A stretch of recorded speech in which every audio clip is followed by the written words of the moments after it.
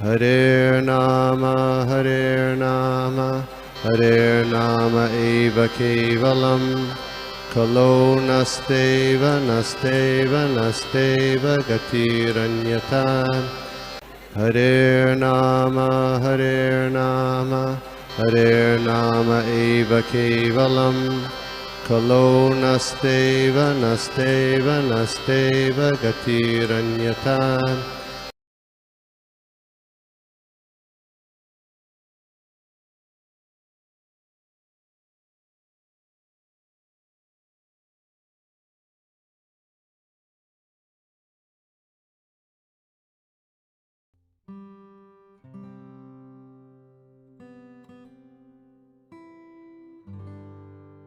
हरे कृष्णा।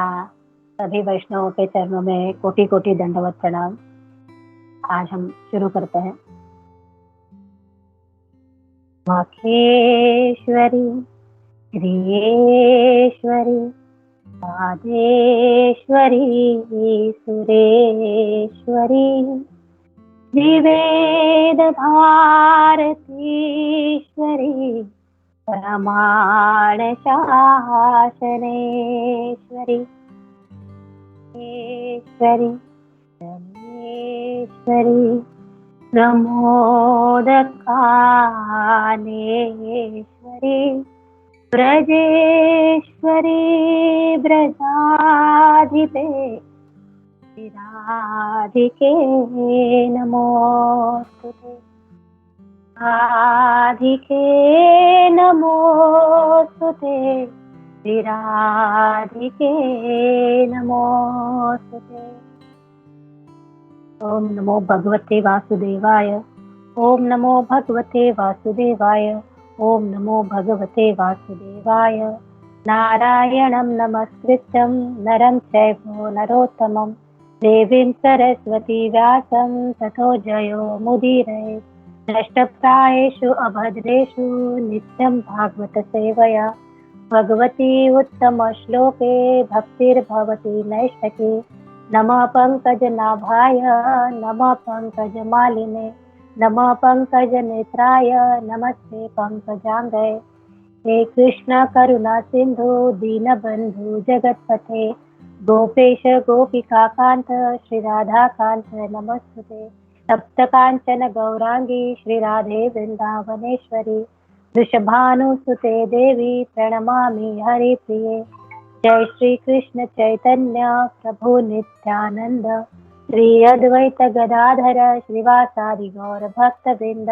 हरे कृष्णा कृष्णा कृष्णा हरे हरे हरे राम राम राम हरे हरे। हरे कृष्णा। सभी के चरणों में कोटि कोटि दंडवत। आज मुझे श्रीमद् भागवतम के स्कंद 2 अध्याय 9 और श्लोक नंबर 9 की मुझे सेवा दी गई है। आप सबसे प्रार्थना आशीर्वाद चाहती हूँ कि आप मुझे ये सेवा करने के लिए आशीर्वाद दे दे। श्लोक पहले पढ़ लेते हैं।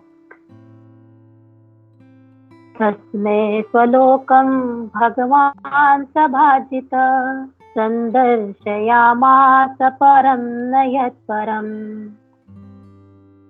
व्यपेत संक्लेश विमोह साध्वसं सदृष्टवद्भि पुरुषे अभिष्टुतम्।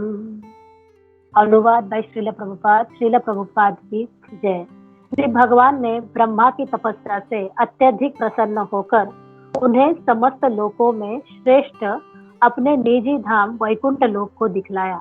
श्री भगवान का यह दिव्य लोक उन समस्त स्वरूप सिद्ध व्यक्तियों द्वारा पूजित है जो समस्त प्रकार के सांसारिक क्लेशों तथा भय से सर्वथा मुक्त है। तात्पर्य इसका थोड़ा सा बड़ा है लेकिन बहुत ही सुंदर तात्पर्य है। हम इसको जरूर पढ़ेंगे। 2-3 मिनट में इसको पढ़ के हो जाएगा, फटाफट हम पढ़ लेंगे, लेकिन ये बहुत ही सुंदर है। तो आपको इसके जो पॉइंट्स है हम इसके ऊपर ही डिस्कशन करेंगे, तो इसलिए पढ़ लेते हैं।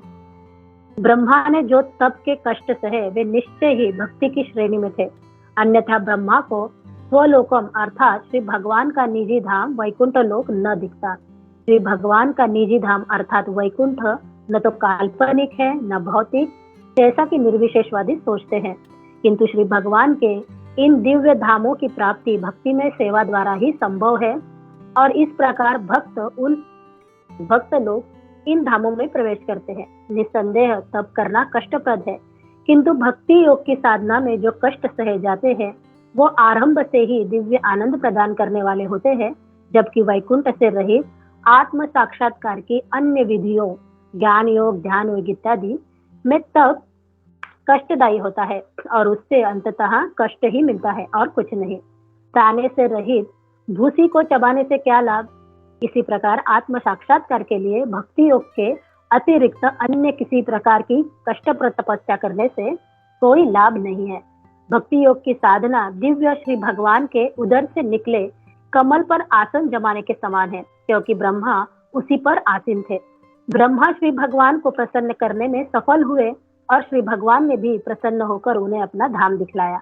श्रील जीव गोस्वामी ने श्रीमद् भागवतम की क्रम संदर्भ नामक अपनी टीका में गर्ग उपनिषद में वह उदाहरण दिया है, जिसमें कहा गया है कि याज्ञवल्क्य ने गार्गी से श्री भगवान के दिव्य धाम के विषय में वर्णन किया और बताया कि यह लोक ब्रह्मांड के सर्वोच्च लोक ब्रह्मलोक के ऊपर स्थित है।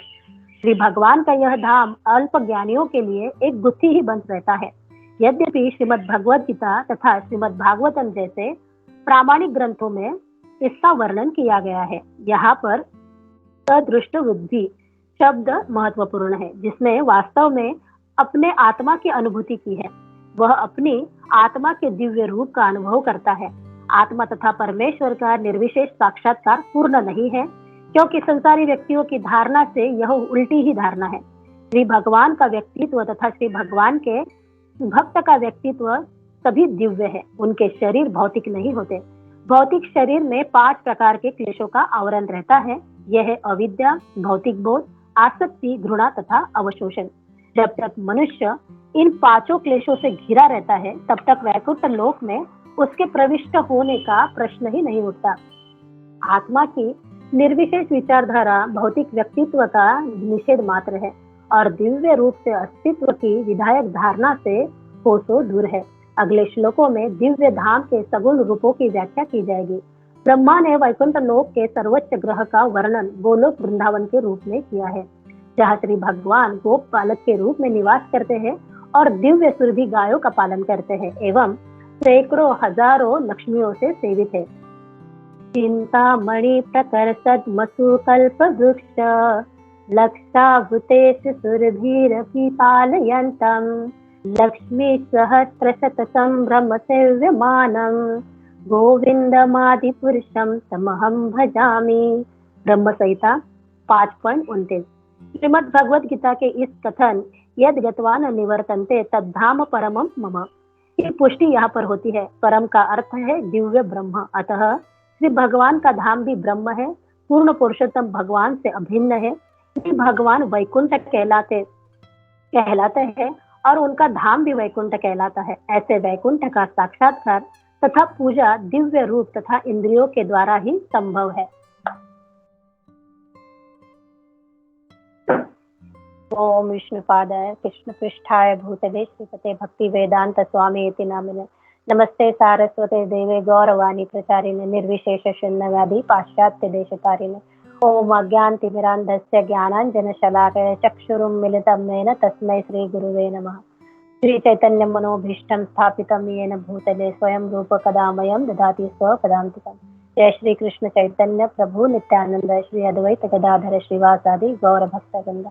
हरे कृष्ण कृष्ण कृष्ण हरे हरे, हरे राम राम राम हरे हरे। हरे कृष्णा। बहुत ही सुंदर और महत्वपूर्ण श्लोक कि यहाँ पे भगवान के वैकुंठ धाम का वर्णन भी हुआ है और किस प्रकार से भक्त की क्वालिटी भी होनी चाहिए ये बताया गया है। तो हमें ये भक्ति के प्रोसेस में हमारे लिए क्या है, हमारे लिए हरि नाम है ना, हमारे लिए हरि नाम भक्ति योग बताया गया है कि हमें भक्ति के मार्ग से भगवान को प्रसन्न करना है। तो जो समाज में जो ज्ञानी लोग हैं, जो कर्मी लोग हैं, तो वो इन बातों को मानते नहीं है, उनको भक्ति योग समझ में नहीं आता। तो जब हरिदास ठाकुर प्रचार करते थे, जब हरिदास ठाकुर जोर जोर से हरिनाम का कीर्तन करते थे, तो वहाँ के जो लोग थे वो लोग उनसे परेशान हो जाते थे और उनको पूछते रहते थे कि इतने जोर से करने के क्या मतलब है ना, हम लोग भी तो कर रहे हैं, हम लोग भी अपनी साधना कर रहे हैं, उपासना कर रहे हैं, लेकिन हम लोग इतना जोर जोर से चिल्ला चिल्ला के हरे कृष्ण मंत्र का जप नहीं करते। तो हरिदास ठाकुर उनको ये नाम स्मरण का उच्चारण जोर जोर से करने का महत्व बता रहे हैं। तो इसके लिए हरिदास ठाकुर 10वें कैंटो का एक श्लोक है, 10वें कैंटो के 34वें अध्याय का 17वां श्लोक, तो उसका उद्धरण यहाँ पे हरिदास ठाकुर लेते हैं कि हरिनाम जोर से उच्चारण क्यों करे, इस ये बताने के लिए। और तो ये जो 10वें कैंटो का 34 अध्याय का 17वां जो श्लोक है, तो वो श्लोक के लिए थोड़ा सा उसकी बैकग्राउंड आपको बता दूं कि जब महाशिवरात्रि के पश्चात नंद महाराज अपने सारे गोपों के साथ यमुना के तट पे वहां पे विश्राम करते हैं, और विश्राम के पश्चात वहां पे क्या होता है, रात के समय में वहां पे एक सर्प आ जाता है, बड़ा सा सर्प आ जाता है और वो नंद महाराज को निगलना शुरू कर देता है। और जैसे ही नंद महाराज को वो निगलना शुरू करता है, नंद महाराज शोर करते हैं, तो सब लोग जाग जाते हैं और नंद महाराज अपने पुत्र को आवाज देते हैं, कृष्ण को बुलाते हैं। फिर भगवान वहां पे आते हैं और भगवान के स्पर्श मात्र से ही वो जो सर्प है, वो सर्प विद्याधर में परिणित होता है। वो विद्याधर लोक से आया हुआ रहता है और वो विद्याधर में परिणित होता है और वो अपना परिचय देता है कि किसी शापवश वो सर्प बन चुका था, तो उसका नाम था सुदर्शन। तो इस प्रकार वो सुदर्शन भगवान की स्तुति में ये श्लोक गाता है। जो ये श्लोक हरिदास ठाकुर जी ने उन जो वहां पे जो ज्ञानी थे, विद्वान थे, उनको ये श्लोक बताया था। तो अभी हरिदास ठाकुर बताते हैं कि किस तरह से जब हम हरे कृष्ण महामंत्र का उच्चारण करते हैं तो हमारे शरीर में उसकी क्या प्रक्रिया होती है, ये क्या प्रोसेस है, ये भी हरिदास ठाकुर उनको बता रहे हैं। तो ये मेरे लिए भी है कि कैसा ये हमारे अंदर काम करता है, ये श्लोक का क्या महत्व है, महत्व यानी उच्चारण जोर से करने का क्या महत्व है। तो हरिदास ठाकुर कहते हैं कि जब हम कोई डिजायर करते हैं, किसी शब्द के उच्चारण के लिए डिजायर करते हैं, तो उसका उगम, उसका पहले सबसे पहला प्राकट्य उसका मूलाधार चक्र पे होता है। ये मूलाधार चक्र हमने एक क्लास में हमने इन सारे चक्रों के बारे में इसका डिस्कशन भी किया था, यदि आप किसी को यदि याद हो तो ये मूलाधार चक्र से जो हमने डिजायर करी है कि मुझे उच्चारण करना है, तो वहां से उसकी उत्पत्ति होती है, तो उसको कहते हैं परा, उस अवस्था को कहते हैं परा। तो वहां से वो डिजायर हुई है ना, उसको अभी कोई आकार नहीं है, रूप नहीं है, कुछ भी नहीं है ना। तो कैसा है वो, फॉर्मलेस साउंड है, उसको नाद ब्रह्म भी कहा जाता है कि वो नाद ब्रह्म है, उसमें कोई अभी उसमें कोई एक्टिविटी नहीं है, कुछ भी नहीं है। फिर अभी ये जो है, जो नाद ब्रह्म, ये जो डिजायर है, वो सुषुम्ना नाड़ी से ऊपर आती है मणिपूरक चक्र तक। ये मणिपूरक चक्र हमारे नाभि के पास होता है, तो यहाँ पे आती है। तो इसको, इस अवस्था को कहा जाता है पश्चंती। तो इस अवस्था में आने के बाद वो और ऊपर चला जाता है अनाहत चक्र के पास। तो अनाहत चक्र जो हमारे मन और बुद्धि, इन दोनों को क्या करता है, एक्टिवेट करता है, कार्यशील बनाता है, उसको संदेश देता है। तो इस अवस्था को कहा जाता है मध्यमा। फिर यहाँ तक जब वो आता है शब्द, तो उसको अभी क्या मिलता है, उसको आकार भी मिलता है और उसको रूप भी मिलता है। फिर उसके बाद वो और ऊपर आता है, और ऊपर आता है, वो कंठ में आता है। कंठ में आने के बाद उसको शब्द के रूप में, वो आवाज के रूप में वो प्रकट होता है, तो उसको कहा जाता है वैखरी, उस अवस्था को। तो वैखरी, तो हम कहते हैं ना कि जप करने के अलग अलग टाइप बताया जाता है, एक मानसिक जप है, एक वैखरी जप है। तो ये वैखरी जप, वैखरी यानी बोलना, जोर से बोलना। जब हम जोर से बोलेंगे तो सामने वाला सुनेगा, जब हम बोल ही नहीं पाएंगे, हमारी वो वाणी को ही नहीं सुन पाए, हम उच्च स्वर में नहीं बोलेंगे, तो सामने वाले को सुना ही नहीं देगा। तो ये वैखरी, तो ये शब्द क्या होता है, ये शब्द अभी मुख से बाहर निकलता है। फिर ये शब्द मुख से बाहर निकलने के बाद फिर से हमारे कानों में आता है। तो घूम फिर के वो फिर से हमारे कानों में आता है, हम उसको श्रवण करते हैं।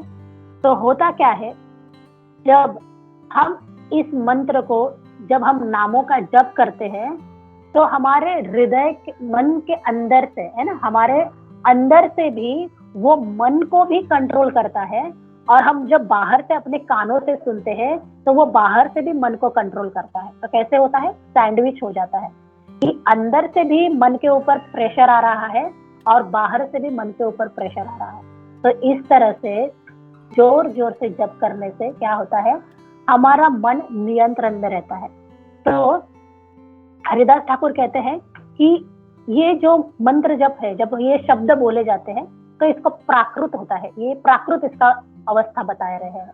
लेकिन जब कोई शुद्ध भक्त इसको जब अपने मुख से बोले तो ये क्या हो जाता है, ये अप्राकृत हो जाता है। अप्राकृत यानी अब उसमें वो शक्ति आती है, उसमें वो दिव्यता आती है। तो जब हरे कृष्ण मंत्र को हम जोर जोर से बोलना शुरू करते हैं तो ये जो शक्ति है, वो शक्ति क्या होती है, वो सामने वाले तक वो पहुंचती है। तो हरिदास ठाकुर ये जो 10वें कैंटो का श्लोक है, 17वां श्लोक, उसमें से वो बता रहे हैं कि किस तरह से हमारे भागवतम में भी हरिनाम को जोर जोर से उच्चारण करने के बारे में बताया गया है। तो एक बार ये श्लोक पढ़ लेते हैं।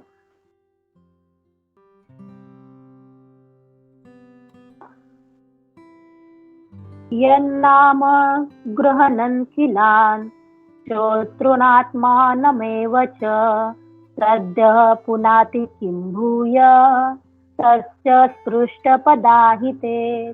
तो यहाँ पे हरिदास ठाकुर कहते हैं कि यन नाम मीन्स सिर्फ एक नाम, सिर्फ एक नाम लेने से भी क्या होता है कि जो एक नाम लेगा तो उसका कल्याण हो जाएगा। यहाँ पे हरिदास ठाकुर बता रहे हैं कि एक नाम, तो हम अजामिल का उदाहरण सुनते हैं कि अजामिल ने एक बार पुकारा नारायण करके, है ना, अपने पुत्रों को पुकारा वो भी, तो वो एक नाम ने भी उसका उद्धार कर दिया। तो सिर्फ एक नाम लेने से क्या हो जाता है, जो सामने वाला है ना, सभी के ऊपर क्या बता रहे हैं, गृहणम खिलान। तो अखिलान, अखिलान यानी सभी जीवों पे, है ना, पशु हो, चर हो, अचर हो, सभी के ऊपर इसका क्या होता है, प्रभाव होता है। वो शक्ति, वो शुद्धता, वो उन जीवों को शुद्ध कर देता है। और वो कैसे बता रहे हैं कि सद्य, सद्य यानी तुरंत, है ना, जरा भी समय नहीं लगता। जैसे बाकी कोई भी मंत्र है, जैसे गायत्री है, जब गायत्री करने हैं तो उसके लिए समय की पाबंदी है कि आपको संध्या में ही गायत्री करने हैं, आप बाकी समय गायत्री नहीं कर सकते, है ना।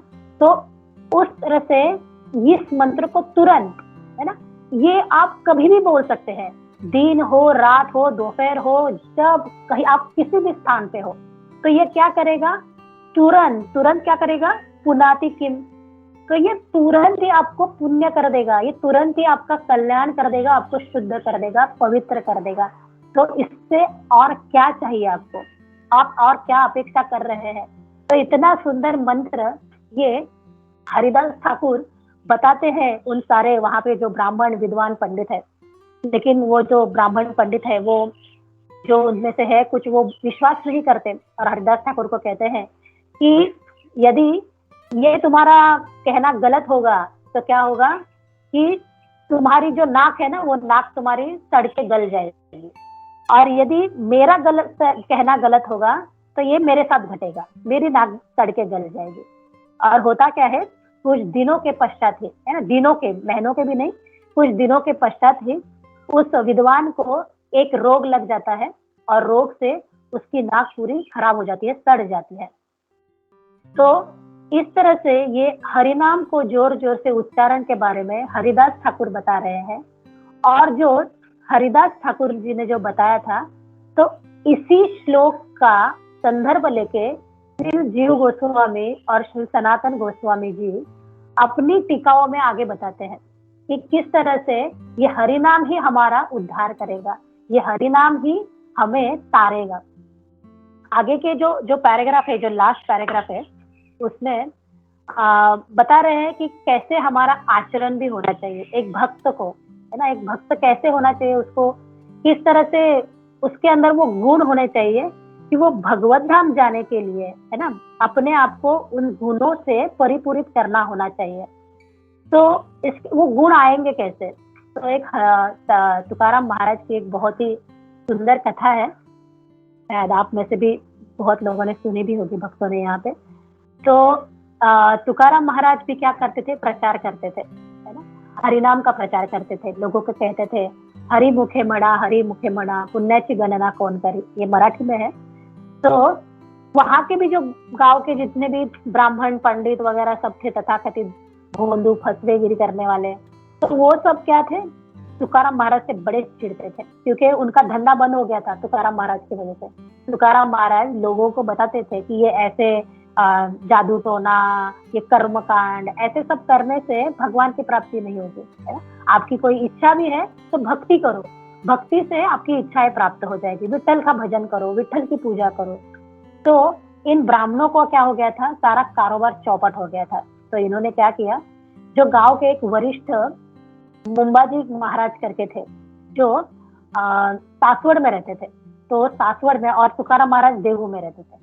तो वो सासवड़ चले गए उन मुंबाजी महाराज के पास, और उनको उन्होंने सब बताया कि ये तुकाराम जो है वो ऐसे ऐसे हमारे सारे जितने भी हमारे कस्टमर है उनको तोड़ रहा है, हमारा धंधा चौपट हो रहा है, हमारी कुछ आमदनी नहीं हो पा रही है, इसके वजह से ये लोगों को कहता है भक्ति करो, ये कर्म कांड मत करो, और हमें दान दक्षिणा भी देने से मना कर देता है। तो फिर मुंबाजी महाराज कहते हैं ठीक है ना। और मुंबाजी महाराज क्या करते हैं, जहाँ पे तुकाराम महाराज हर दिन सेवा करते थे जिस विठल रुक्माई के मंदिर में देहू के, तो वहां पे बाजू में ही आश्रम बना के वहां रहते हैं, उनका आश्रम था वहां पे, तो वहां पे वो रहना शुरू करते हैं। और अभी वो मुंबाजी गोस्वामी क्या करते हैं कि तुकाराम महाराज कहाँ कहाँ पे गलती करते हैं उस पे गौर करने की कोशिश करते हैं कि ये कहाँ पे गलती हो रही है इनसे। तो तुकाराम महाराज का रोज क्या होता था, रोज वो मंदिर में प्रवचन देते थे, रोज मंदिर में सबको प्रोत्साहित करते थे हरिनाम के लिए। तो ये मुंबाजी महाराज रोज जाके तुकाराम महाराज के लेक्चर में बैठते थे, और उनका ध्यान बस ये रहता था कि ये कहाँ पे गलती करता है और मैं इसकी गलती पकड़ूं और फिर इसको बोलूं, है ना, सारे लोगों के सामने इसकी गलती को मैं जाहिर कर दूं। तो बहुत दिन हो जाते हैं, मुंबाजी देखते हैं कि नहीं इसकी तो कोई गलती नहीं, ये तो भगवान के बारे में बोल रहा है, ये तो सही बोल रहा है, इसका तो कोई प्रॉब्लम नहीं है, ये तो जो भी है शास्त्रों के अनुसार ही इसका भाष्य होता है। तो अभी गलती पकड़ी नहीं जा रही है, अभी उसका क्या होता है, मुंबाजी गोस्वामी का क्रोध बढ़ता जाता है। फिर अभी वो थोड़ा सा सोचते हैं कि चलो ठीक है, यदि इसका ये प्रवचन में नहीं तो क्या होता है, वैष्णव का आचरण, है ना, उसका कैरेक्टर बहुत ही महत्वपूर्ण होता है। तो ये मुंबाजी गोस्वामी सोचते हैं कि शायद जब हम सब सोते हैं रात के समय तो हम देखते नहीं है वो क्या कर रहा है क्या नहीं है, तो बेटर होगा कि मैं इससे रात के आचरण को मैं इसके ऑब्जर्व करूं। और अभी मुंबाजी गोस्वामी तुकाराम महाराज के शाम के समय के बाद उनके ऊपर निरीक्षण करना शुरू करते हैं, ये कहाँ जा रहे हैं, क्या कर रहे हैं, कितने बजे सोते हैं, और खुद तो अपनी नींद खराब कर लेते हैं उनके पीछे। और तुकाराम महाराज तो जल्दी खाना वीना खा के 7, साढ़े 7, 8 बजे ही सो जाते थे, क्योंकि सुबह प्रातः ब्रह्म मुहूर्त में उठ के उनका काम शुरू हो जाता था। तो अभी उनके आचरण में भी दोष उनको नहीं मिलता है। तो अभी इसका मुंबाजी का क्रोध इतना बढ़ता है, इतना हाइपर हो जाता है वो, कि ये ना इसकी प्रवचन में कहीं गलती है, ना इसके आचरण में कोई दोष है, तो अभी करूँ तो क्या करूँ, कि कैसे इसके फॉल्ट को मैं ढूंढूं। और एक दिन क्या होता है, तुकाराम महाराज रोज सुबह मंदिर के प्रांगण में झाड़ू लगाते थे, रोज उनका काम था कि सुबह झाड़ू लगाना। तो एक वो झाड़ू लगा रहे थे उस दिन, तो होता क्या है, झाड़ू लगाते लगाते जो ये मुंबाजी गोस्वामी का जो फेंसिंग था, है ना, जो वो क्या कहते हैं उसको, ना वो कांटों का रहता है पूरा, बबूल के पेड़ के जो कांटे होते हैं उसका वो फेंसिंग बनाते हैं, है ना, तो वैसे फेंसिंग बनाया हुआ था बबूल के कांटों का। और वो कांटे बहुत ही चुभने वाले हैं ना, पूरे 1-1 इंच के बड़े-बड़े ऐसे, जैसे भैंस की चमड़ी तो कितनी बड़ी होती है, लेकिन भैंस भी यदि वहां से जाए ना तो उसके शरीर पे भी घाव कर जाए, इतने वो कांटे गहरे होते हैं, इतने चुभने वाले होते हैं। तो ऐसे बबूल के कांटों का वहां पे फेंसिंग बनाया हुआ था। और अभी जब तुकाराम महाराज झाड़ू लगा रहे हैं, तो झाड़ू लगाते लगाते क्या होता है, वो फेंसिंग ना गिर जाता है, क्योंकि हल्का सा है, वो तो मूवेबल है, कहीं पे भी इधर से उधर से उठा के रख सकते हैं। तो जैसे ही वो फेंसिंग गिर जाता है, तो ये मुंबाजी गोस्वामी आ जाता है, उसको तो बहाना मिलता है और कहता है इतना तो लापरवाह है, तुझे जरा भी अपने काम में तो दक्ष नहीं है, तूने ऐसे मेरा फेंसिंग पूरा गिरा दिया। जबकि वो फेंसिंग वो उठा के आराम से रख सकता था। फिर वो क्या करता है, उस फेंसिंग से ही एक लकड़ी उठा लेता है ना, जो बबूल की लकड़ी है, और उससे तुकाराम महाराज को मारना शुरू कर देता है। एक लकड़ी टूट जाती है, दूसरी टूटती है, तीसरी लकड़ी, ऐसी 12 लकड़ियों का यूज करता है वो, जिसमें वो कांटे लगे हुए हैं। और तुकाराम महाराज पूरे लहूलुहान हो जाते हैं, पूरे जगह जगह से उनके शरीर से खून निकलता रहता है, पूरा खून निकलता रहता है। लेकिन तुकाराम महाराज क्या कर रहे हैं, तुकाराम महाराज हरि नाम ले रहे हैं। तुकाराम महाराज के मुख से विठ्ठल विठ्ठल विठ्ठल विठ्ठल कंटिन्यू हरि नाम है। अभी वो इतना मार मार के भी थक जाता है और उसका गुस्सा तो और बढ़ जाता है। और वो क्या करता है, क्योंकि सारी लकड़ियां टूट गई है, अभी वो निकलता है, वहां से चला जाता है, उनको गाली गलौज करते करते निकल जाता है। और तुकाराम महाराज अभी मंदिर में आते हैं, और मंदिर में आके अपने विठ्ठल के पैरों को पकड़ के क्या कहते हैं कि भगवान तो कितना दयालु है, तो कितना कृपालु है कि तूने मुझे अपने नाम को भूलने नहीं दिया। ये ऐसा भी हो सकता था कि मुझे कोई मार रहा है, मुझ पे इतना संकट आया तो मैं तुझे भूल सकता हूँ, लेकिन तूने मुझे भूलने नहीं दिया, तू मुझे वो स्मरण दिला रहा था, तो कितना दयालु है। मीन्स भगवान को ऐसा भी नहीं कह रहे कि मैंने तुझे याद किया, ऐसा भी नहीं कह रहे, तो कह रहे कि भगवान तेरी कितनी कृपा है कि तूने मुझे अपना नाम भूलने नहीं दिया और मुझ पे वो कृपा बना के रखी। और तू कितना कृपालु है, तू कितनी मुझ पे दया कर रहा है, कितना मुझ पे तू, है ना, कितने अपनी दया का वर्षाव कर रहा है। और ऐसे तुकाराम महाराज विठ्ठल के सामने बैठ के रो रहे हैं। और अभी शाम को प्रवचन शुरू हो जाता है। प्रवचन में अभी तुकाराम महाराज देखते हैं कि जहाँ पे मुंबाजी गोस्वामी के लिए हमेशा आसन लगाया जाता था, क्योंकि वो भी एक पंडित है, ब्राह्मण है, विद्वान है, तो उनके लिए एक आसन लगाया जाता था मंदिर में, उस आसन पे आके वो बैठते थे। तो वो आसन खाली है, उस आसन पे मुंबाजी गोस्वामी बैठे नहीं है। तो अभी तुकाराम महाराज अपने एक वहाँ के जो है उनको कहते हैं कि देखिए मुंबाजी महाराज क्यों नहीं आए, देखिए उनकी तबीयत तो ठीक है ना, क्योंकि वो रोज प्रवचन के लिए आते हैं, लेकिन आज आए नहीं। तो वो जो अनुयायी है वो जाता है पड़ोस के आश्रम में और देखता है कि मुंबाजी महाराज जो है, मुंबाजी गोस्वामी है, वो जमीन पे लेटे हैं, पड़े हैं, उनके आगे पीछे उनके और 2 अनुयायी है, और वो जोर जोर से तड़प रहे हैं, कर्रा रहे हैं, है ना, पूरी शरीर उनका कंपन हो रहा है, उनके शरीर में बहुत ही ताप चढ़ा हुआ है। और अभी जो ये तुकाराम महाराज का अनुयायी है वो मन ही मन मुस्कुराता है, वो कहता है हाँ अच्छा हुआ, ये क्या किया, विठ्ठल ने तुझे पनिशमेंट दी है कि तूने भगवान के भक्त के ऊपर हाथ उठाया है। और वो क्या कहता है कि चलो मैं ना तुकाराम महाराज को जाके बताता हूँ कि इसके साथ कैसे हो रहा है करके। और वो तुरंत आता है तुकाराम महाराज के पास, और तुकाराम महाराज के कानों में बताता है कि वो जो है ना मुंबाजी, उसको तो बहुत ही पीड़ा हो रही है, वो बहुत दर्द से करा रहा है, उसको बहुत ताप चढ़ा है। और ऐसे सुनते ही तुकाराम महाराज तेजी से भागते हैं उसके घर पे और जाते हैं वहां पे, और मुंबाजी के पैर पकड़ लेते हैं। वो लेटा हुआ है मुंबाजी, और मुंबाजी के पैर पकड़ लेते हैं, उसके पैरों को दबाने लगते हैं अपने हाथों से, और कहते हैं कि ये तुम्हारी दशा ना मेरे वजह से हुई है ना, ये मेरे दोष है, ये मेरा पाप है जो मेरे वजह से तुम्हें कष्ट दिया जा रहा है। और विठ्ठल से प्रार्थना करते हैं कि इसको माफ कर दो, है ना, कि मेरे वजह से इसको तकलीफ मत दो, कि मेरे दोषों के वजह से जो मैंने गुनाह किया है उसका फल इसको मत दो। और ऐसे करके वो मुंबाजी के पैरों को दबाने लग जाते हैं। और जैसे जैसे तुकाराम महाराज उसके पैरों को दबाते हैं, वैसे वैसे क्या होता है, मुंबा जी का जो ताप है वो धीरे धीरे धीरे नष्ट हो जाता है, और मुंबा जी, उसकी आंखों में आंसू आने लग जाते हैं, रोना शुरू कर देता है कि एक भगवान भक्त कैसे होना चाहिए। तो एक भगवान भक्त को ऐसे सहनशील होना चाहिए, सहनशील भी होना चाहिए, और उसके मन में कारुण्य भी होना चाहिए, है ना, करुणता भी आनी चाहिए हर जीवों के प्रति। हर जीवों के लिए उसके मन में करुणा होनी चाहिए।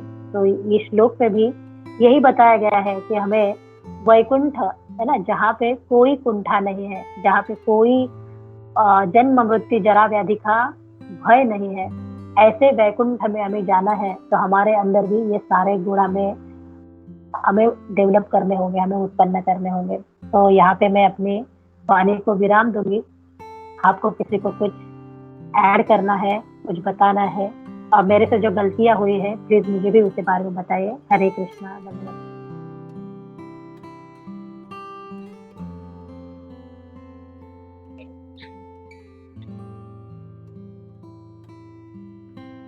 हरे कृष्ण माता जी, धन्यवाद, प्रणाम। अरे तो बहुत बहुत धन्यवाद माता, है ना। मैं ऐसा बोल सकता हूँ, मैं आपका फैन हूँ। मेरे का आपका जो क्लास है बहुत अच्छा लगता है, क्योंकि आपका जो क्लास में इतना अच्छा, इतना इतना भाव से बताते हैं माता जी सारा जो जो लीलाएं हैं। मैं स्टार्ट का देख 10-15 मिनट मैंने मिस कर दिया मैंने, और वो हरिदास ठाकुर जी का मैं यहाँ से सुन रहा था। तो ये कि हम लोग उसमें से देखते हैं कि कैसे जो है भगवान का नाम और भक्त, मतलब जो है कैसे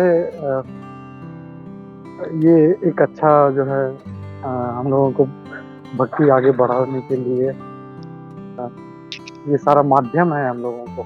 तो बहुत अच्छे से अपने हरिदास ठाकुर जी का फर्स्ट टाइम शेयर किया। फिर अभी जो तुकाराम महाराज जी का था, वो कितना, मतलब उनके जीवनी से हम लोगों को देखने मिलता है कि कैसे भगवान के भक्त कितने कितने दयालु होते हैं, कितने कृपालु होते हैं। उनको मतलब दूसरों का दोष दिखाई नहीं देता, वो हमेशा अपना ही दोष देखते हैं। तो it was very heart touching माता जी, बहुत बहुत अच्छा लगा माता जी, थैंक यू। और ऐसी ही रिक्वेस्ट, ऐसे ही अच्छा अच्छा जो है अपना पॉसेंस भगवान के भक्तों के शेयर करते रहिए माता। धन्यवाद, प्रणाम माता। हरे कृष्णा। धन्यवाद प्रभु जी। श्रीला प्रभुपाद की जय, श्रीला प्रभुपाद की जय। All glories to Gurudev and Srila Prabhupada. हरे कृष्णा। हरे कृष्ण माता जी, बहुत ही सुंदर क्लास, बहुत बहुत बहुत सुंदर क्लास था। और जो तुकाराम की, जो आपने तुकाराम महाराज की जो आपने लीला बताई और विट्ठल जी की कृपा बताई, बहुत ही सुंदर लगा। ऐसा लग रहा था और सुनना चाहिए continuous. It was very nice. इसके ऊपर एक क्लास की बात याद आती है, मतलब एक इसी टॉपिक के ऊपर, किसी के अंदर दोष जो हम ढूंढते हैं तो उसका परिणाम क्या होता है।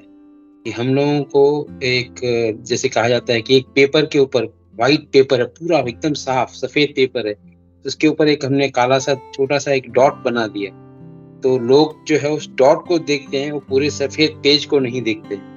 तो इसका जो परिणाम क्या होता है हमारे ऊपर, तो इसके ऊपर बहुत एक सुंदर लेक्चर है जिसके अंदर बताया गया है। ये अपना गौर गोपाल का लेक्चर है इसके ऊपर, फॉल्ट फाइंडिंग, मतलब दूसरों के अंदर जो है अवगुण देखने, दूसरों के अंदर जो है दोष देखने, उसका परिणाम क्या होता है। जब हम उसके परिणाम को ढूंढने का प्रयास करते हैं तो हम पूरा फोकस्ड रहते हैं कि ये कहाँ गलती कर रहा है, जो गलती करेगा मैं इसको वहां पर पकड़ूंगा और मैं इसको बाद में सुनाऊंगा। तो जब आदमी वो बार बार उसके ऊपर कॉन्टेम्पलेट करता है, बार बार उसके ऊपर विचार करता है, तो वो जो द्वेष जो ढूंढने का प्रयास करता है, वो द्वेष उसके अंदर आ जाए। माना जो द्वेष ढूंढता है वही द्वेष उसके अंदर आ जाता है। ये कुदरती नियम है कहते हैं। तो इसका मतलब है कि जैसे हमको दूसरों के अंदर दोष नहीं देखना चाहिए, और दोष क्यों नहीं देखना चाहिए, क्योंकि अगर हम वो प्रयास करेंगे और उसके ऊपर ध्यान रखेंगे तो वो हमारे अंदर आ जाएगा। तो इसलिए कि दूसरों के अंदर फॉल्ट्स फाइंड नहीं करने चाहिए। तो ये मुझे याद आ गया, तो वांटेड टू शेयर। हरे कृष्ण। हरे कृष्णा प्रभु जी, दंडवत प्रणाम। यस प्रभु जी, बहुत ही सुंदर से आपने बताया, बहुत ही अच्छा बताया प्रभु जी। हरे कृष्णा।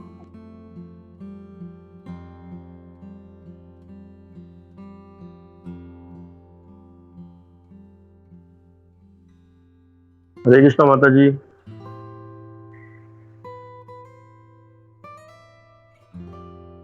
आवाज आ रहा है?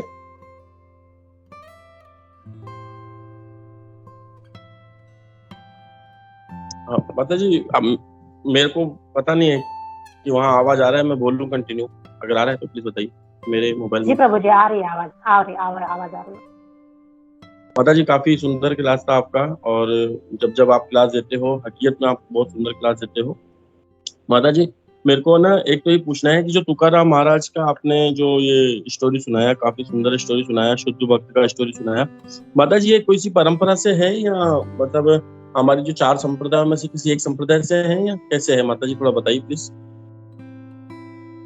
जी प्रभु जी, है ना, तुकामने करके ना एस्कॉन के अभंग आते हैं प्रभु जी, और ये वो मराठी में है, तो उसका एक पूरा वेबसाइट है उसका अलग से, तो उसके आप सर्च करेंगे ना तो उसका सारा विश्लेषण भी है, वो सारे अभंग भी है तुकाराम महाराज के, और बहुत सुंदरता से वो उन्होंने बताया प्रभु जी, बहुत अच्छे से विठल की पूरी गाथा बताई गई है उसमें।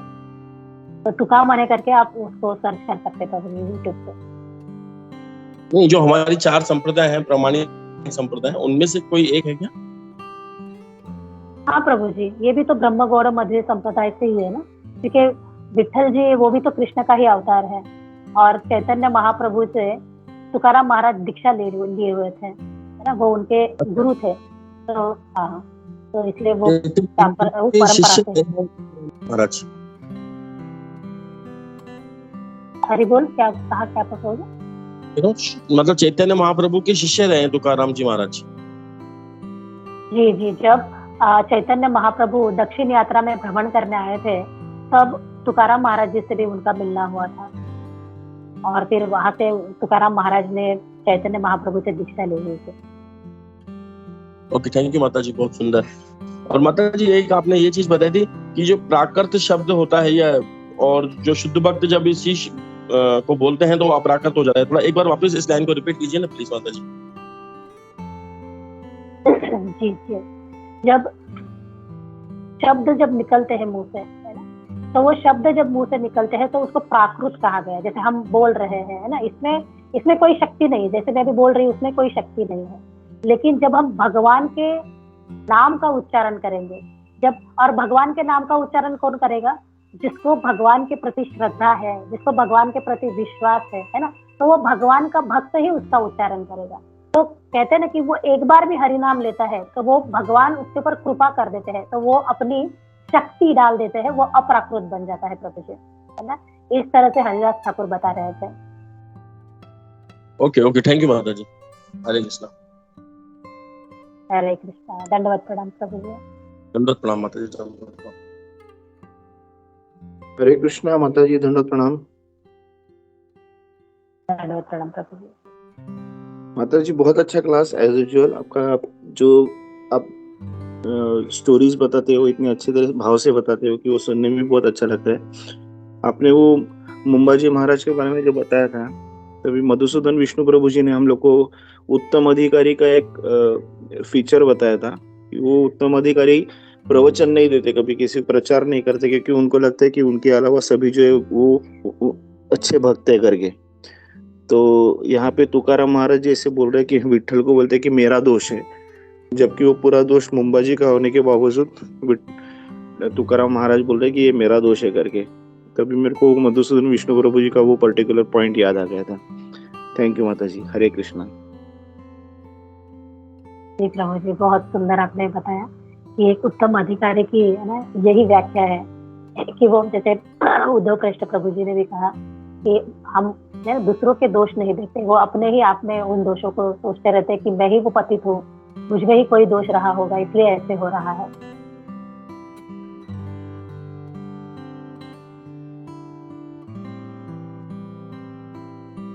कृष्णा जी, माता जी एक्चुअली पूछना ये चाह रहा हूँ कि उसमें श्रील प्रभुपाद जी बता रहे हैं, तुलना कर रहे हैं कि भक्ति योग जो भगवान के उधर से कमल निकला है और उसमें ब्रह्मा जी ये वहाँ पे आसीन है, उसके समान है, तो वो मतलब ये उसे किस तरह समझा जाए माता जी, ये प्रश्न था।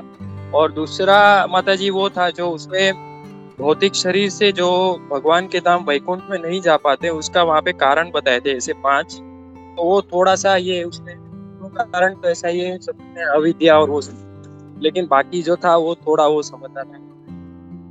और वो जो आपने स्टार्टिंग में जो नंद महाराज जी का जो आपने प्रश्न बताया, उसे प्लीज थोड़ा रिपीट करेंगे। हरे कृष्ण।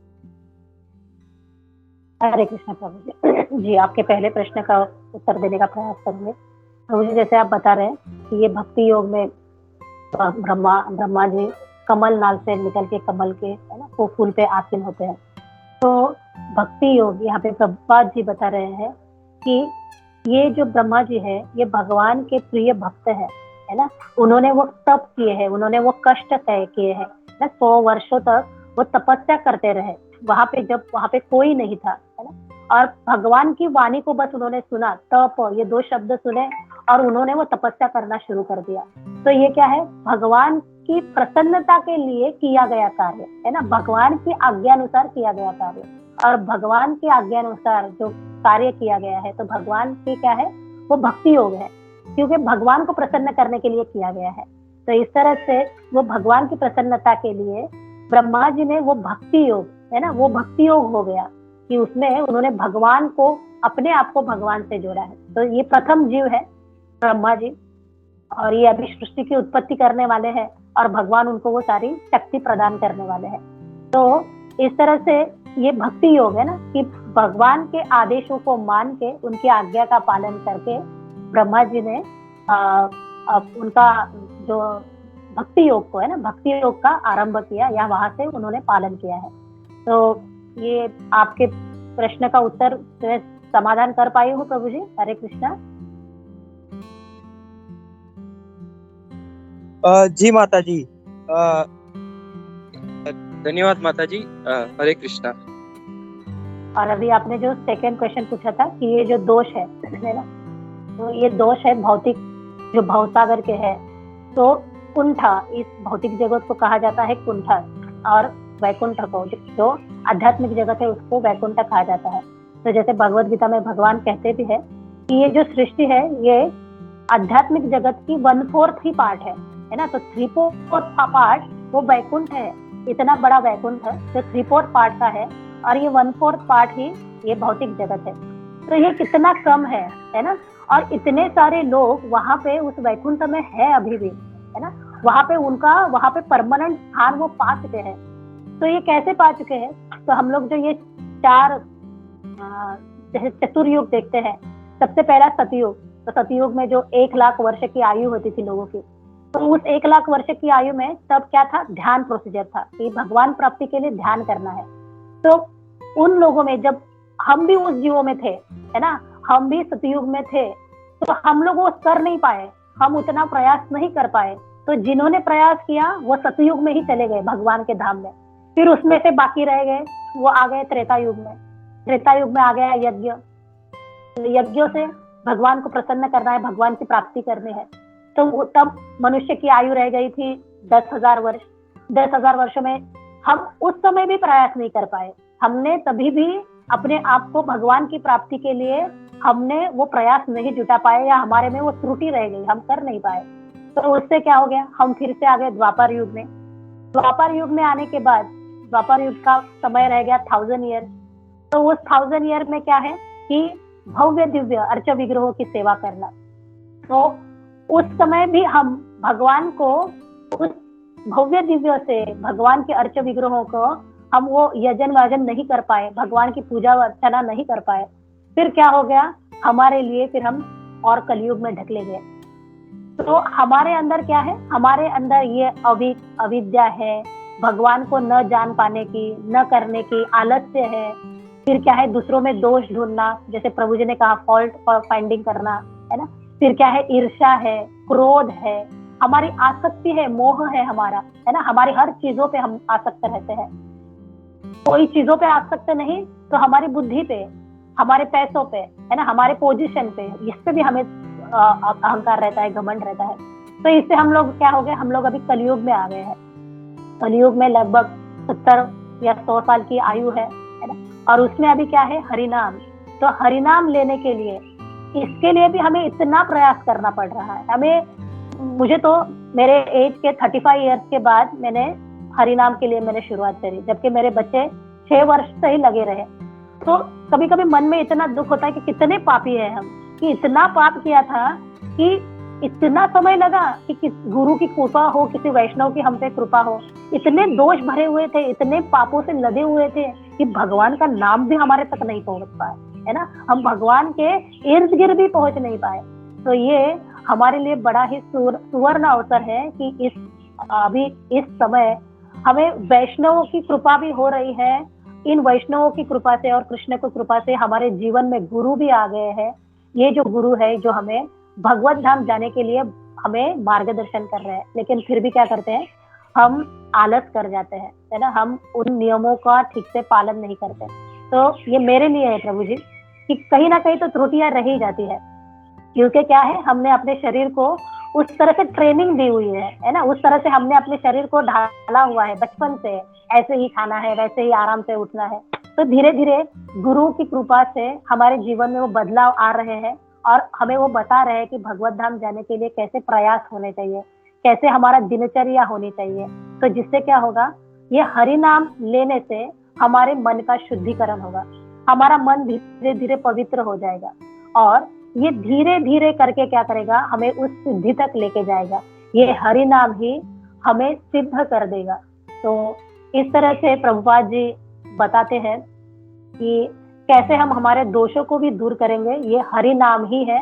और श्री जीव गोस्वामी और सनातन गोस्वामी भी, जो ये 10वें कैंटो का जो श्लोक था जो मैंने कहा था, उस श्लोक में भी वो यही बता रहे हैं कि बस ये नाम ही तारेगा, ये नाम ही हमें इन सारे जो कुंठा रहित जो दुख है उनसे हमें दोष मुक्त कर देगा। तो हमारा बस यही प्रयास होना चाहिए कि ये हरि नाम हमारा कभी ना छूटे, हर हालत में। जैसे तुकाराम महाराज भी हर हालत में, है ना, कोई मार भी रहा है, कोई कितना कष्ट भी दे रहा है, तो ये हरि नाम नहीं छूटना चाहिए, इतना हमारा प्रयास होना चाहिए।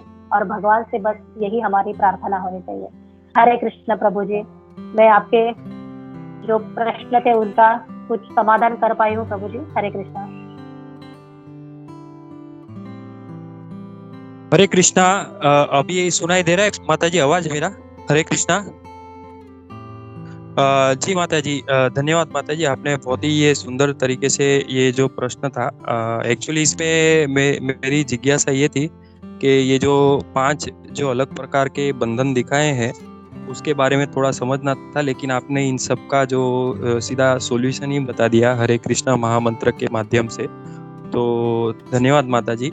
थोड़ा सा माता जी, आप अभी तो जैसे समय हो गया है, थोड़ा सा माता जी, थोड़ा और मैं रिक्वेस्ट आपसे ये करना चाहता हूँ माता जी कि आपको थोड़ा ये माता जी बाद में आप ग्रुप में रिकॉर्डिंग में अगर दे सके तो ये जैसे ये अविद्या थोड़ा समझ में आ जाता है माता जी, आसक्ति और घृणा समझ में आ जाता है।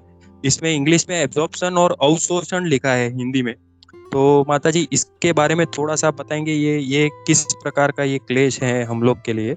और ये जो भौतिक बोध है, जो दूसरा वाला, पहला अविद्या, दूसरा भौतिक बोध है, तीसरा आसक्ति, चौथा घृणा है और लास्ट में अवशोषण है माता जी, इंग्लिश में इसको एब्जॉर्प्शन बोलते हैं। तो ये माता जी आप थोड़ा सा बाद में ग्रुप में अगर रिकॉर्डिंग में थोड़ा दे सकते हैं तो कृपा होगी माता जी।